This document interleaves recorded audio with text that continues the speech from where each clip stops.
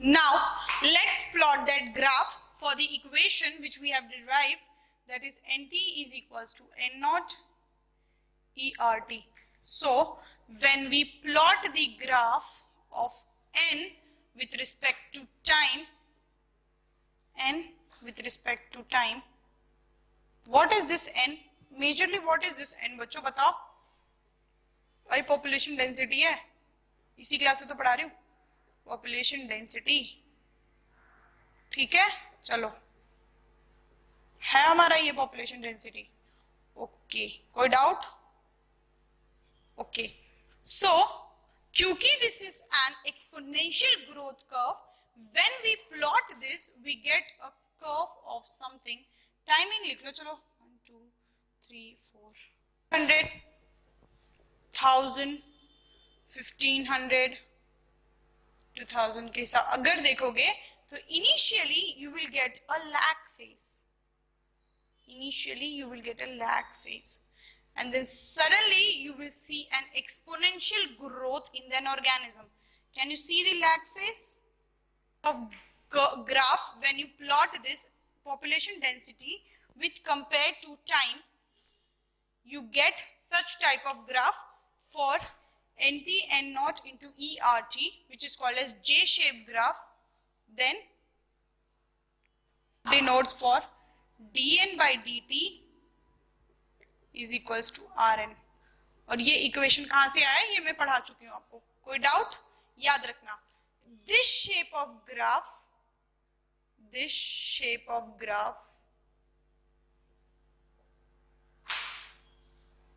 is called as J-shaped graph, which is exponential, which is seen in exponential growth curve. बच्चे ये इतना important point है ना, मैं खुद भी नहीं बता सकती कि ये कितना इंपॉर्टेंट है। ये जो जे शेप ग्राफ आपको जो दिख रहा है ना, graph which is seen in exponential growth curve, इसी को हम लोग क्या कहते हैं? J shape. ये जे जैसा सिंबल आपको दिख रहा है, कैन यू सी दिख रहा है? इसी को हम लोग क्या कहते हैं? J shape graph. और इसी एक्सपोनेंशियल ग्रोथ को is also called a geometric pattern of growth, geometric pattern of growth. समझ में आया? ये ग्राफ प्लॉट किया population density with respect to time के हिसाब से, जे शेप ग्राफ आया। यहाँ पे दो फेज होते हैं, पता है आपको कौन कौन से दो फेज होते हैं? फेज समझाऊं मैं आपको? चलो, ये जो पहला फेज होता है ना, यहां तक, you take it as till here, ठीक है? कहां तक? यहां तक, देखो कहां तक? यहां तक। इसी फेज को हम लोग कहते हैं lag phase. Can you see? इसी फेज को हम लोग क्या कहते हैं? Lag phase. What do we call them? We call them as lag phase. See, समझ में आया? कोई डाउट? उसके बाद ये वाला जो फेज है, इस फेज को कहते हैं एक्सपोनेंशियल फेज, एक्सपोनेंशियल फेज। कोई डाउट? समझ में आया आपको? इसी फेज को हम लोग क्या कहते हैं? Exponential phase. dn by dt is equals to Rn, और ये है इसका रेशियो, इसी को हम लोग ज्योमेट्रिक ग्रोथ। अब आपको समझ में आया बच्चे?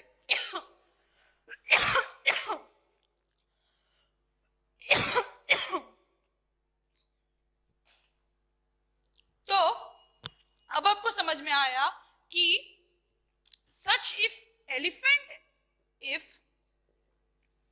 elephant is not under checks, it can also show such type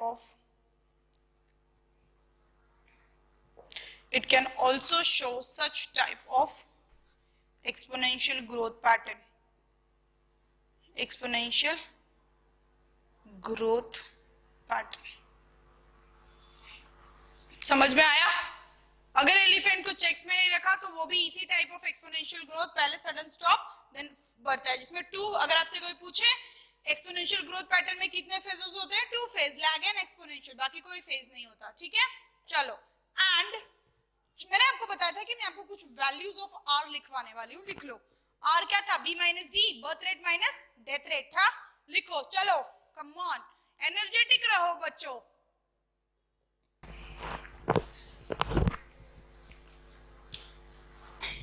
समझ में, इधर देखो बच्चों, मैंने आपको कहा था कि मैं कुछ वैल्यूज ऑफ आर आपको लिखवाने वाली हूँ, वो कौन कौन से आर हैं, ये देखो। ह्यूमन पॉपुलेशन के लिए आर की जो वैल्यू है वो 0.0205। R is basically what, B minus D, B क्या था बर्थ रेट एंड डी क्या था डेथ रेट, ठीक है। नॉर्वे रैट्स की अगर मैं बात करूं तो इनका जो आर की वैल्यू है that is 0.015, that is 0.015। And flour beetle की बात करूं तो आर की जो वैल्यू है वो 0.12 है। समझ में आया, कोई डाउट, क्लियर यहाँ तक। दूसरा फेज पढ़ ले।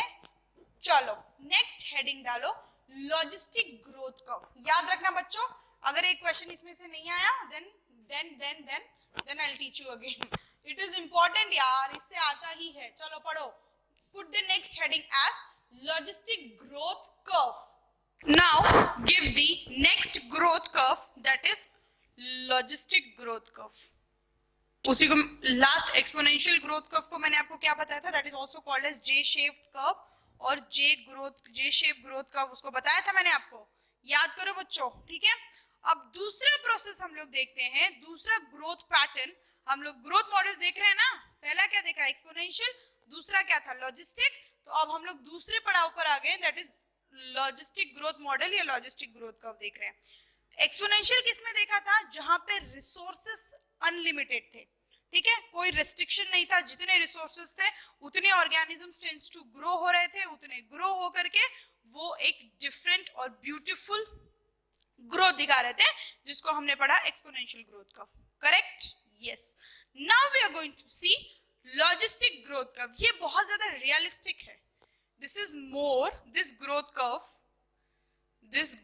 curve has some limitations to the growth. This growth curve is more realistic and it has some limitations to the growth of the organism. समझ में आया, इसमें कुछ ना कुछ limitations होते हैं कि there is either limitations of food availability, there is limitations to availability of resources, or environmental factors, biotic and abiotic factors restrict the growth of the organism. तो ऐसा तो होता ही है, एक्सपोनेंशियल कहीं भी नहीं होता, ऐसा कहीं नहीं है जहां एनवायरनमेंट में ऐसी फुल अवेलेबिलिटी हो और ऑर्गेनिज्म ग्रो कर रहे हैं, this is not possible. So this is more realistic, वो दिखाते हैं। ऐसे टाइप ऑफ ग्रोथ हम लोग किसमें देखते हैं पता है, एग्जांपल ले लो, ईस्ट में, बैक्टीरियाज में, east bacteria and other etcetera another organisms also, ठीक है। This type of curve is called as sigmoid or sigmoid or sigmoid growth curve और S shape growth curve। इसी टाइप ऑफ इसी type को growth curve को हम लोग क्या कहते हैं, S shape growth curve और sigmoid growth curve, S shape growth curve और sigmoid growth curve। समझ में आया, कोई doubt? It has some limitations to the growth of the organism. यहां तक कोई डाउट है आपको, क्लियर है? समझ पूछ लो बच्चों, ठीक है, क्योंकि आगे का कॉन्सेप्ट थोड़ा हार्ड है और थोड़ा इजी भी है पर थोड़ा कॉम्प्लेक्स होगा, फिर आपको इक्वेशन वगैरह सॉल्व करनी पड़ेगी, इसलिए मैं बोलूं समझ लो, ठीक है। दूसरा पॉइंट ये कहता है कि environment has few limitation to the growth of population, few limitation to the growth of population, to the growth of population. Environment has few limitation to the growth of population and beyond that limitation no organism or no growth is seen, no growth beyond that population no growth is seen is referred as,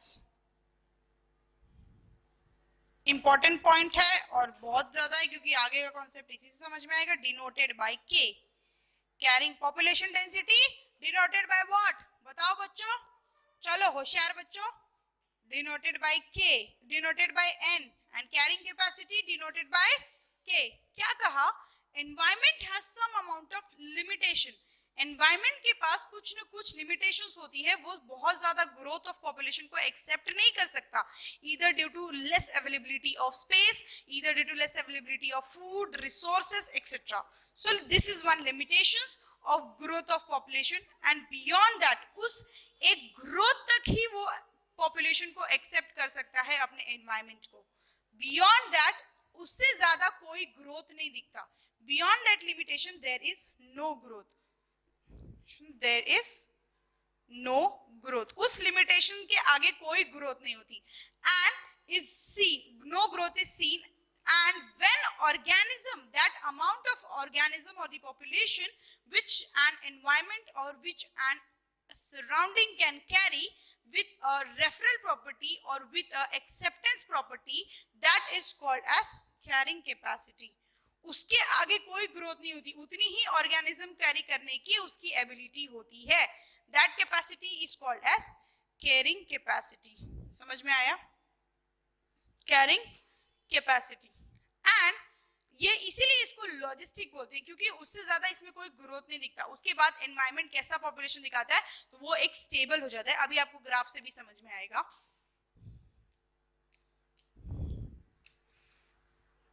This type of growth curve, this type of growth curve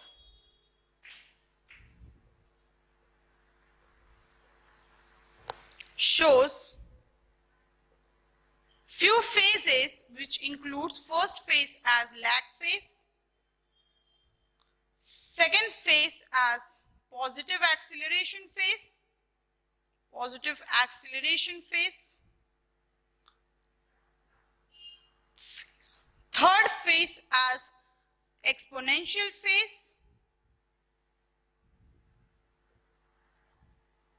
negative acceleration phase, negative acceleration phase, and fifth phase as stable phase। This type of growth curve shows five basic phases, which involves lag phase, which involves positive acceleration phase, which involves exponential phase, negative acceleration phase and stable phase। यहां तक कोई doubt? ये 5 phase होते हैं किसमें? ये 5 phase present होते हैं किसमें? लॉजिस्टिक ग्रोथ कर्व में। Any doubt? So from same equation, उसमें जो इक्वेशन आया था n is equals to n naught into e rt raised to power e raised to power rt, उस इक्वेशन के हिस्सा वही वैसा इक्वेशन अगर इधर डिराइव करें तो अगर आपसे कोई पूछे कि what kind of variation, what kind of equation having the along with carrying capacity do the sigmoid or the logistic growth curve shows, it is given by dn by dt is equals to b minus d into n. Along with this there is carrying capacity, and how much is that carrying capacity? That carrying capacity is k minus n by k। समझ में आया? So I've told you that if we want to write the equation for this growth curve, logistic growth curve, we give by dn by dt b minus d into r into k minus n। क्यों? क्योंकि अब यहाँ पे limitation भी आ गया ना, यहाँ पे क्या आ गया? Limitation of capacity, carrying capacity आ गई कि कितने एनवायरनमेंट, कितना कैपेसिटी, कितना पॉपुलेशन डेंसिटी कैरी कर सकता है पर यूनिट ऑफ कितने कैपेसिटी ऑफ एनवायरनमेंट। समझ में आई ये कॉन्सेप्ट? अब इसी को हम लोग इक्वेशन के फॉर्म में लिख लें तो it will be d minus d by D T is equals to r into n into k minus n by k, where dn by dt, और इसी को लिख लो n is what? Population density, r is what? R मैंने आपको उस समय भी बताया था, ये वही आर है that is B minus D, और R is intrinsic rate of natural increase. समझ में आया? एन आर, फिर के क्या है? Carrying capacity of an environment, समझ में आया? कोई डाउट यहां तक? क्लियर है लॉजिस्टिक ग्रोथ कर्व? ये इसका इक्वेशन है, वो उसके फेजेस हैं। इक्वेशन डिराइव फेज ड्रॉ करती हूँ ग्राफ में, फिर समझाती हूँ फेजेस और इक्वेशन को रिप्रेजेंट कैसे करते हैं। ठीक है, चलो मिटा दो इसको। With the population density and with respect to time, ये हो गया n, which is what? Population density.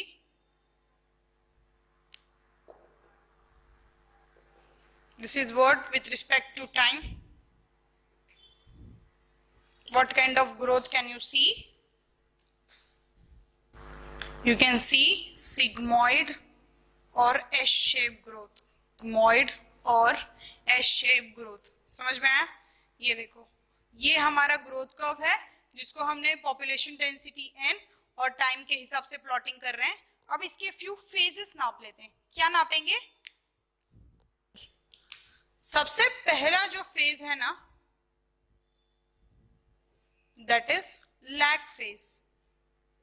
दिख रहा है आपको? मैंने फेजेस लिखवाया हुआ है वहां पर, वो देखो। चलो, लैग फेज मार्किंग हो गई, डन।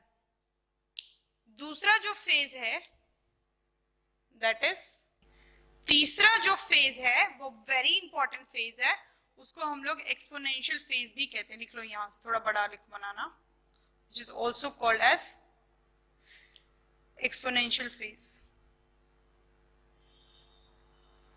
एक्सपोनेंशियल फेज, ये देखो लिखवाया है, तीसरा फेज एक्सपोनेंशियल फेज। ठीक है, चौथा है नेगेटिव एक्सीलरेशन, नेगेटिव। पांचवा जो फेज है वो बहुत स्टेबल और इक्विलिब्रियम है, दैट इज स्टेबल फेज, और स्टेशनरी भी बोलते हैं इसको, और इक्विलिब्रियम। स्टेशनरी फेज और इक्विलिब्रियम भी लिख सकते हो, stationary phase. This is our carrying capacity. क्या है हमारी कैरिंग कैपेसिटी? ये जो बियॉन्ड दिस लेवल है ना, this is K, you can write it here also as K, ये है हमारा के। इसके बियॉन्ड कैरिंग कैपेसिटी के beyond there is no growth. समझ में आया? This is our S shape curve, it is also referred to as sigmoid curve, sigmoid curve. अब हर एक फेज का मतलब समझा दूं, लिख लेना। ठीक है, बहुत इंपॉर्टेंट है। इसका इक्वेशन मार्क करूं मैं, ये वाला इक्वेशन इधर मार्किंग दिखाओ, तो it will come as dn by dt is equal to rn into k minus n by k। और हर एक चीज क्या होती है वो मैंने यहाँ पे लिखवाई है आपको। t with respect to time की बात करता है कभी भी, t with respect to time, n with respect to population density. ये कर्व समझ में आया? कितना ब्यूटीफुली एक्सप्लेन्ड है ये कर्व। देखो 5 फेजेस होते हैं, निकाल लो, यहाँ भी, यहाँ भी, यहाँ भी। ठीक है, पहला फेज होता है लैग फेज। पहला कौन सा फेज होता है? Lag phase, where there is no growth, no growth. कोई आपसे पूछे कौन से फेज में नो ग्रोथ दिखता है, टिक एंड कम lag phase. Okay, positive acceleration में you can see slow growth, slow growth. What you can see? You can see the slow growth. समझ में आया? एक्सपोनेंशियल फॉर्म में और एक्सपोनेंशियल फेज में you can see fastest growth, fastest growth. क्योंकि as the availability of the resources are more, in that stage the organism to grow, organism tend to grow faster and faster and increase as an exponent phase. But when they are more in number, then they starts to decline, that is negative growth, that is organic growth tends to decline. You can write growth tends to decline. ये वाले phase की बात हो रही है। ठीक है, negative acceleration का फेज समझना बच्चों, ग्रोथ टेंड्स टू डिक्लाइन। समझ में आया कॉन्सेप्ट? इस वाले फेज में फास्टेस्ट ग्रोथ, कौन सा फेज है ये? Exponential phase. Slow growth, positive acceleration, no growth, lag phase. Growth tends to decline. Why growth tends to decline? क्योंकि due to formation of more number of organism, there comes a competition between the organism for the food, and the excessive waste matter or the excessive excrete matter substituent or given by the organism creates a moist or unwanted environment for the few organism to survive. That's lead to the formation of the negative acceleration phase, where the growth or the number of organism decreases till where the carrying capacity of the organism can it take. So next stage comes the stable stage. You can write it as equilibrium stage, and you can say where the organism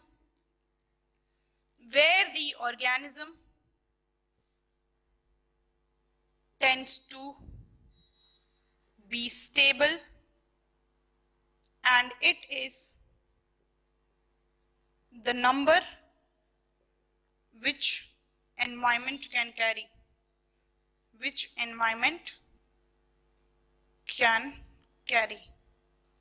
कोई doubt बच्चों? समझ में आया? ये वैसा stage है जिसको हम लोग स्टेशनरी स्टेज भी कहते हैं, इक्विलिब्रियम स्टेज भी कहते हैं। ये देखो एस स्टेज, ये वाला लास्ट वाले स्टेज की बात हो रही है, स्टेबल फेज की बात हो रही है, ठीक है। इट इज मोर स्टेबल, यहाँ पे उतने ही ऑर्गेनिज्म प्रेजेंट होते हैं जितना रिक्वायर्ड होता है। किस स्टेज में? के वाले लास्ट स्टेज की बात हो रही है, इक्विलिब्रियम स्टेज की। कोई डाउट? फिफ्थ स्टेज जो हमारा था ना स्टेबल फेज, उसकी बात हुई। अब समझ में आया सिग्मोइड ग्रोथ एंड कर्व। कोई भी क्वेश्चन आया सॉल्व कर लोगे? कोई डाउट है तो अभी पूछो, प्लीज डू आस्क नाउ। इसके पहले मैं आपको बता दूं आपकी एनसीईआरटी कैसा डायग्राम शो करती है और हमें उससे कितना कुछ समझना पड़ता है। This is all the cream which I have given you. आपकी एनसीईआरटी में कैसा डायग्राम है तो वो ऐसा है। I will show you, wait. So I said कि आपकी एनसीईआरटी कैसा डायग्राम दिखाती है। So NCERT shows combination of both the curves in one diagram. जाओ देखो, ये क्या था? Exponential curve dn by dt is equals to rn। कोई डाउट? यहां पे क्या था? Population density. यहां पे क्या था? Time.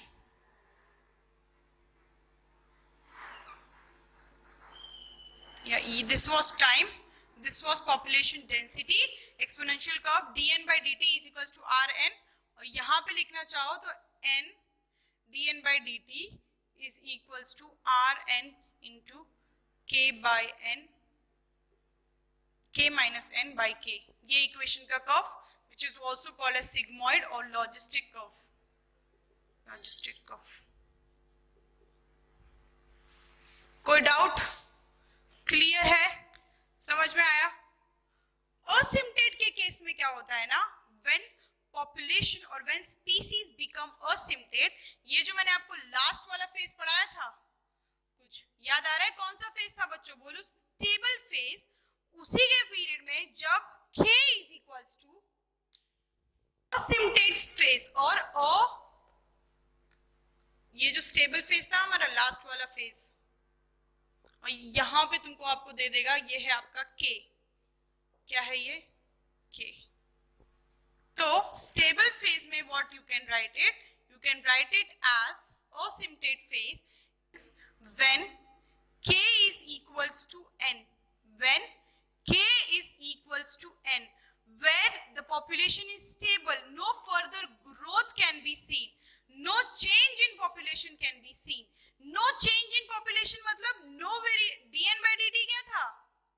change in population, change in population था। ये चेंज इन पॉपुलेशन याद आया बच्चों?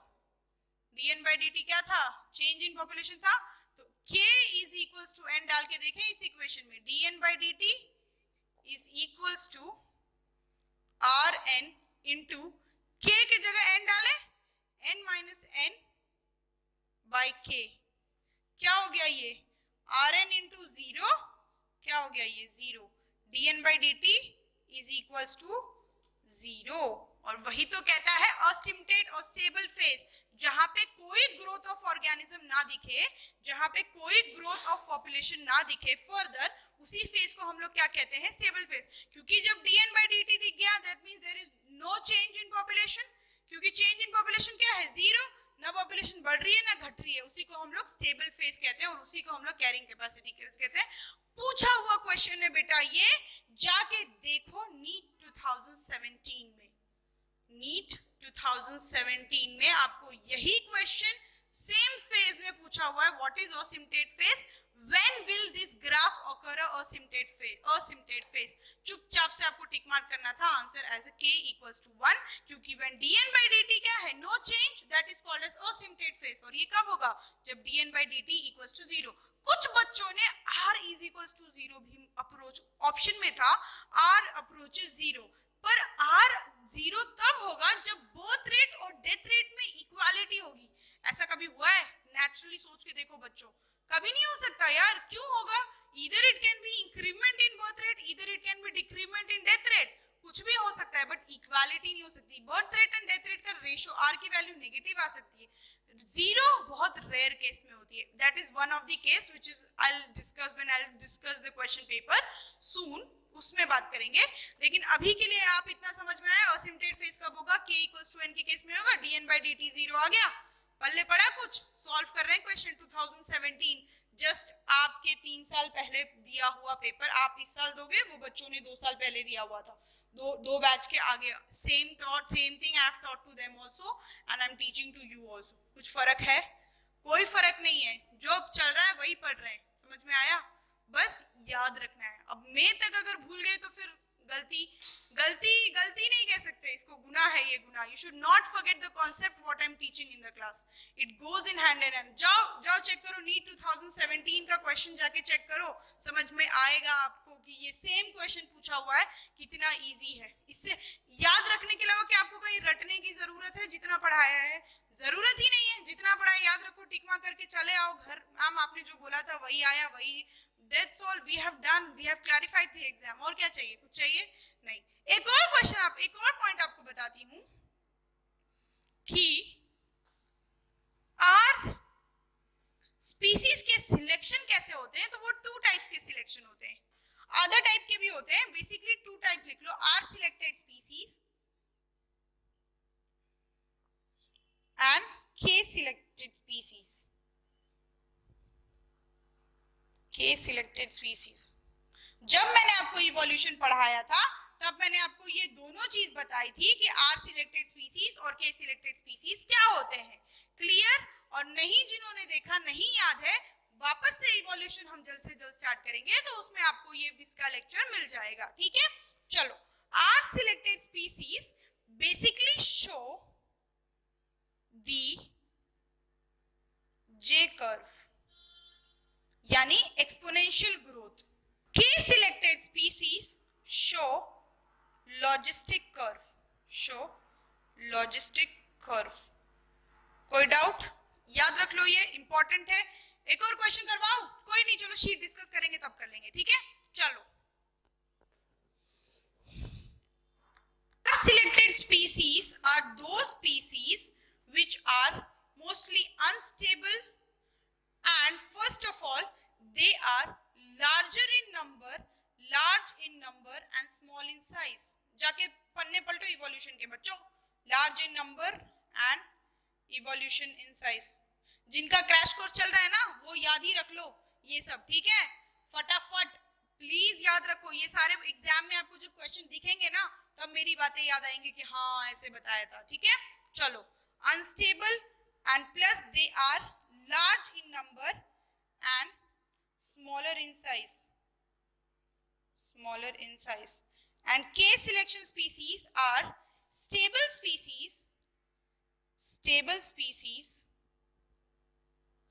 species and they are less in number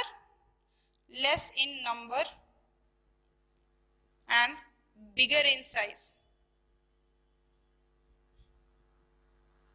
समझ में आया क्या बोला, less in number and bigger in size. R K selected species logistic curve दिखाते हैं, R selected species J curve और एक्सपोनेंशियल कर्व दिखाते हैं। ये कैसे होते हैं? तो ये नंबर इनका ज्यादा होता है, लार्ज इन साइज होते हैं। 2016 में सेम क्वेश्चन पूछ दिया जो मैंने आपको बताया है। 2016 नीट 2 की जाकर के क्वेश्चन पलटो। जब नीट 2 हुआ था उस समय पूछा था कि what are R selected species. R selected species क्या होते हैं? R selected species, R selected species are दो species which are large in number and small in size. You have to just take this and come back. Smaller in size. बताओ, इतने easy question पे you are getting 4 marks. कुछ है इस question में? जो मैंने पढ़ाया, जैसे मैंने लिखवाया, वैसे ही क्वेश्चन में आया। कर लोगे आप लोग? I believe you will do it, and I don't give you, again I'm telling you, I'm not giving you any benefit of doubt to leave at all any question.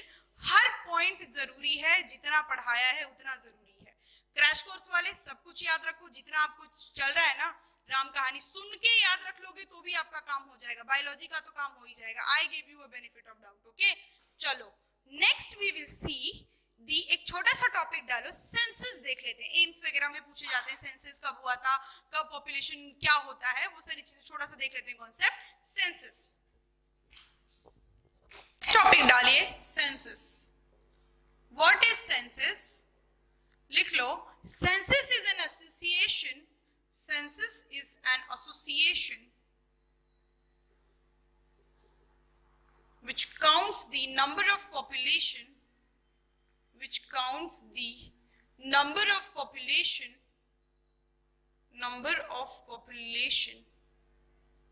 census is association which counts the number of population, which basically counts what number of population is present to know the sex ratio, birth rate, death rate, requirement of education constitution, requirement of education bodies, jobs, employment, you can write it as employment। अगर पता होगा कि इतने number of populations हैं, तभी तो government can carry out और government can give them proper education, proper health facility, employment, sex ratio पता कर सकते हैं, बर्थ रेट, डेथ रेट, ये सारी चीजें हम सेंसस के थ्रू पता कर सकते हैं। तो मैंने आपको बताया सेंसस इज ऐसी संस्था, हिंदी में बोले तो बच्चों संस्था है, एसोसिएशन है, which counts the number of population to know the sex ratio, birth rate, death rate, requirement of education bodies, employment and health facility, so that when government perform a survey for the employment reason, for health education, to know the old age, to know the youngsters, to know the old age, to know the age ही लिख लो, why old age, to know the age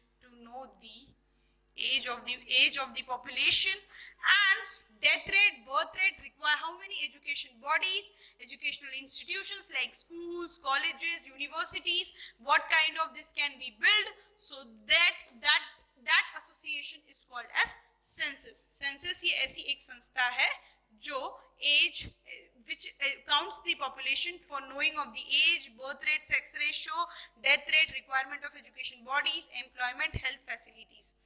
First census was done in the year of 1872। Mark it, very very important। AIIMS पूछ चुका है, sheet में होगा, फिर से test होगा, नहीं डाउट है, joint test series of A square, वहां पे ये सारे questions.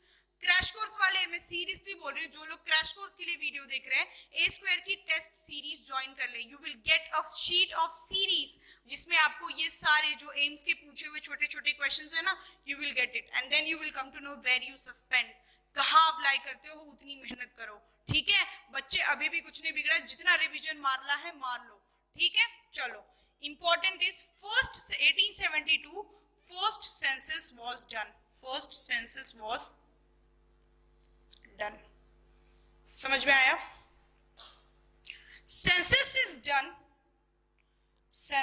is done on the act of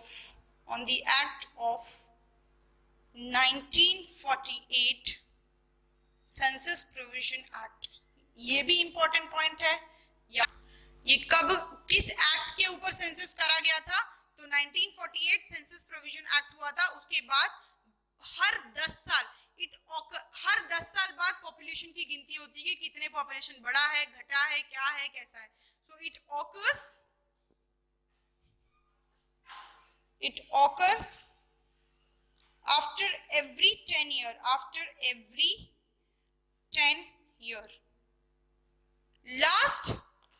time जब ये हुआ था it was in the year of 2011, last time in the year of 2011 and upcoming 2021 में होने वाला है। जो 21 में अपीयर हो रहा है, I give you guarantee अगर सेंसस से क्वेश्चन नहीं आया तो do whatever you want to do। और इस साल वालों को अगर लोकस्ट से क्वेश्चन ना मिले या फिर कोविड से क्वेश्चन ना मिले देन तो सवाल ही नहीं उठता। जाओ 11th के वायरस सेशन और वायरस टॉपिक्स को पलटो और कोरोना वायरस तो पढ़ ही लेना कोविड के लिए, क्योंकि NEET exam basically it also 5% it test your personality also कि बच्चों को कितना नॉलेज है। एम्स तो ऑलमोस्ट 20% पर्सनालिटी टेस्ट लगाता है, तभी तो जीके वीके सब पूछ लेता है वो। पर नीट 5% टेस्ट करता है कि चलो 5% कितना इनका पर्सनालिटी डेवलप्ड है, उस हिसाब से 4-5 क्वेश्चन ऐसे आते हैं। और अगर ये क्वेश्चन तुम कहीं सुनाया है जस्ट तुम सुन के भी याद रख सकते हो तो it will make you easy, right? It will give you a easy way to write it down. So रख लो, याद रख लो ये सारी चीजें जो हो रही है ना, लोकस्ट, कोविड, फिर 2021 में पॉपुलेशन ये होने वाला है, सेंसस होने वाला है, ठीक है? जो 2021 में उनको तो डेफिनेटली बच्चों एम्स के लिए आएगा सेंसस का क्वेश्चन, क्योंकि अभी तो हुआ है सेंसस और 2021 में मई में वो बच्चे एग्जाम देंगे तो उनके लिए तो पूछा ही जाएगा ना, क्योंकि आफ्टर हर 10 साल बाद होता है। और लास्ट टाइम कब हुआ था?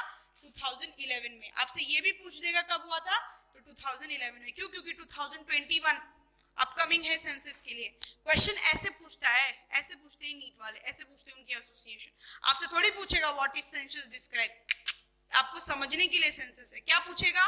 कौन से ईयर में, which year previous census took place. यार याद नहीं है आपको? अगर न्यूज में कहीं सुना है चलो ये 2021 है, इस साल तो सेंसस हुआ था या होने वाला है, तो इसका मतलब 10 साल पहले 10 माइनस कर दो 2021 में से, आ गया 2011। इजी है ना? Use your brains, you will get it. Okay, last time it took in the year of 2011 and upcoming it is in the year of 2021 में ये होने वाला है। ठीक है बच्चों, कुछ इंपॉर्टेंट पॉइंट्स डाटाबेस क्वेश्चन लिखा दूं, पॉपुलेशन के हिसाब से देख लेते हैं क्या कहता है सेंसस। सेक्स रेशियो की बात करूं तो 984 सेक्स रेशियो की बात करूं तो 940.27 फीमेल्स on 1000 मेल्स प्रेजेंट थे। इन 2011 के सेंसस की बात हो रही है ये, ठीक है? 2011 के सेंसस की। मोस्ट थिकली पॉपुलेटेड, बहुत ही घना या फिर बहुत ही ज्यादा थिकली पॉपुलेटेड स्टेट पता है कौन सा है? बिहार। नॉर्थ इंडियन के स्टेट तो यार पॉपुलेशन के लिए फेमस ही है। They are basically more, they have, where you go to south have command over the growth of the population, but when you come to northern phase of India you basically see there is an increment in the population in the more amount, so they are mostly populated states। सबसे ज्यादा इसमें से thickly populated state है Bihar, 380 persons per square kilometer पे पाए जाते हैं। समझ में आया? पर स्क्वायर किलोमीटर पे 380 पॉपुलेशन, इसके बेसिस पे सबसे ज्यादा स्टेट। अगर दिल्ली अगर स्टेट या फिर स्टेट होता तो वो सबसे ज्यादा पॉपुलेटेड स्टेट होता, ठीक है? दिल्ली का जो if Delhi was a state it could be the highest, it could be the highest number of population, highest of thickly populated state, thickly populated, but it is a union territory. लिख मत देना, दिल्ली भी होगा ऑप्शन में, but Delhi union territory है बच्चों, state पूछा हुआ है, याद रखना कॉन्सेप्ट, ठीक है। चलो, thickly populated, but it is union territory, UT मतलब यूनियन टेरिटरी, ठीक है। चलो, highest sex ratio, highest sex ratio, highest sex ratio is seen in, कौन से स्टेट में पता है आपको? Kerala. And lowest sex ratio, lowest sex ratio is seen in Daman, Diu and दमन, ये भी एक यूनियन टेरिटरी है, ठीक है। Highest sex ratio is seen in Kerala and lowest sex ratio is seen in the दमन, गुजरात के साइड में, ठीक है, याद कर लेना, ओके। स्टेट की बात करूं जहां पे पॉपुलेशन ज्यादा होता है प्लस एरिया भी ज्यादा होता है, यहाँ पे क्या थिकली एरिया कम पड़ जा रहा है, पॉपुलेशन ज्यादा है, लेकिन वहां एरिया भी ज्यादा है और पॉपुलेशन भी ज्यादा है, वैसे स्टेट को हम लोग बोलते हैं most populous, most populous state कौन सा है पता है आपको? UP. And least lowest population, populous state, population मतलब एरिया भी ज्यादा है और स्टेट और पॉपुलेशन भी ज्यादा है, लोएस्ट मतलब एरिया भी कम है, पॉपुलेशन भी कम है, लक्षद्वीप।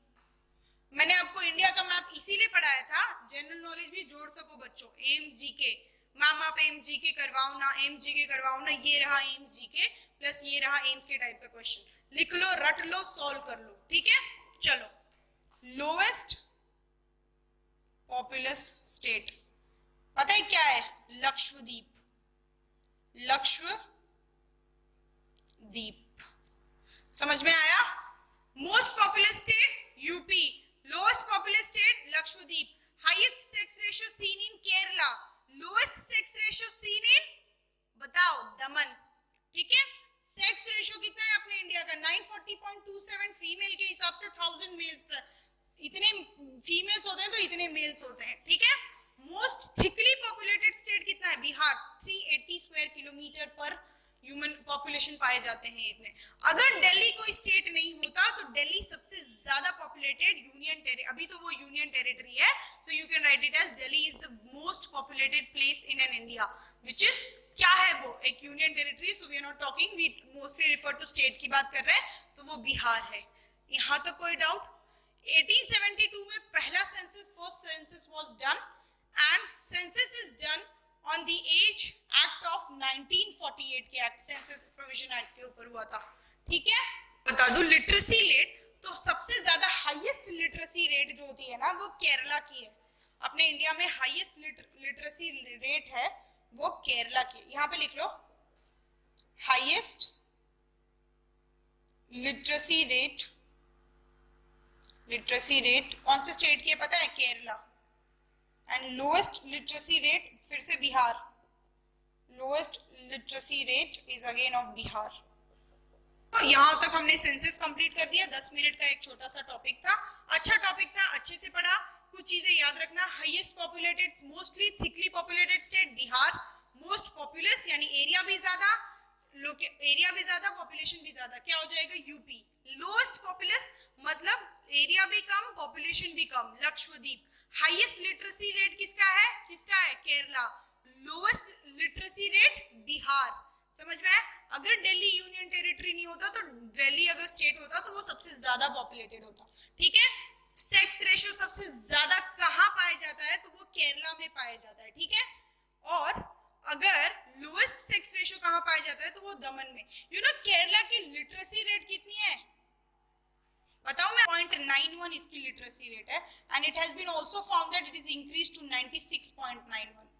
समझ में आया? इतना परसेंटेज 93.91% केरला की लिटरेसी रेट है और बिहार की 63.8 समथिंग इसकी लिटरेसी रेट थी। यू नो बच्चों, इंडिया में लिटरेसी रेट कैसे काउंट आउट करते हैं?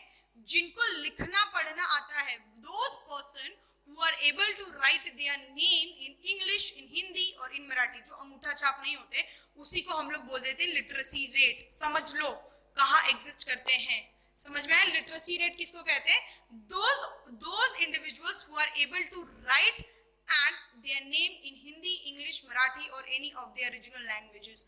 अगर जिनको लिखना पढ़ना आता है उन्हीं को हम लोग क्या कहते हैं? लिटरेट, जो अपना नाम लिख सकते हैं, ठीक है। And they are not thumbnails, वो अंगूठा छाप नहीं होते, उन्हीं को हम लोग कहते हैं लिटरेट। उनको भी कंसीडर कर लेते हैं, तब जाकर के बिहार की लिटरेसी रेट आई है 63.8 और केरला की आई है 93.9%, 93.91 और अभी बढ़ के हो गई शायद 96 हो चुकी है, ठीक है। आपका एम्स का भी मैंने एक छोटा सा पॉपुलेशन का सेक्शन कवर किया, याद रखना। सेंसस 2021 वालों प्लीज याद रख लो, ठीक है, क्योंकि 2011 में आपसे भी पूछ सकता है भाई लास्ट टाइम सेंसस कब हुआ था, चुपचाप से टिक मार्क कर देना 2011। Thank you and thank you very much. आज की क्लास का समरी दे दूं, क्या क्या पढ़ा हमने? शुरू किया पॉपुलेशन साइज से, क्या था पॉपुलेशन साइज? पॉपुलेशन ग्रोथ देखा, फिर उसके बाद देखा natality, mortality, immigration, emigration, formula, population density कैसे निकालेंगे, T+1 टाइम पे क्वेश्चन सॉल्व किए। फिर उसके बाद हम बढ़े ग्रोथ मॉडल्स पे। 2 ग्रोथ मॉडल्स हमने अच्छे से देखा, logistic growth model and exponential growth model. उसके बाद we came to our very beautiful, very generalistic question topic, that is census. Census complete होने के बाद यहाँ तक हम आज की क्लास रोकते हैं। अगली क्लास में हम लोग स्टार्ट करेंगे population and their introduction. Thank you very much. Do watch the videos, complete your sessions of ecology, study hard, give your best, and I wish you all the very best who are appearing for this year, and I wish you all my students who are also appearing for next year. ठीक है, अपना best देना, डरना मत बच्चों, जो आएगा वो लिखना, आप अच्छा ही करोगे and you will do your best. I always keep motivating my students because I believe वो अच्छा ही करेंगे and I know I'm teaching future doctors.